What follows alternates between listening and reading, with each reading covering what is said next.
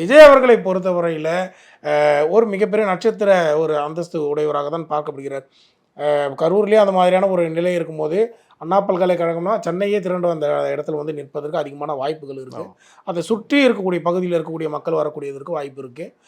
இப்படி வந்து நிறைய விவகாரங்கள் வந்து ஆரோக்கியமாக டீல் பண்ணுறதுக்கு ஸ்டாலின் அரசு வந்து தவறுகிறது. விஜய் அவர்களை எப்படி எதிர்கொள்வதென்றே தெரியவில்லை. விஜய் அவர்கள் வந்து மிகப்பெரிய ஒரு கடுமையான போட்டியாளராகவே வந்து இப்போ திமுக வந்து பார்த்து கொண்டு இருக்கிறது என்று சொல்லலாம். ஏன்னா விஜய் வந்து எப்படியாவது அவர் மீது ஒரு அவதூறை ஏற்படுத்தி விட வேண்டும், தாவேக்கா மீது ஒரு அவதூறை ஏற்படுத்தி இந்த 2026 சட்டமன்ற தேர்தலுக்கு முன்பாக தாவேக்காவுடைய அந்த நிலைப்பாடை வந்து திசை திருப்பி விட வேண்டும் என்று நிறைய மேற்கொண்டு வராங்க. குறிப்பாக திமுகவுடைய ஐடி விங் வந்து இது ஒரு சிறப்பான ஒரு முனைப்பை வந்து காட்டி வராங்க. தாவேக்காவுடைய விர்ச்சுவல் வாரிஸ் வந்து அதை வந்து உடைச்சு கொண்டே வராங்கன்னு பார்க்கலாம் எல்லா இடத்துலையுமே. ஏன்னா நிறைய அவதூறுகள் இந்த கரூர் ஸ்டாம்பிடுக்கு அப்புறம் நம்ம பார்த்துருப்போம்.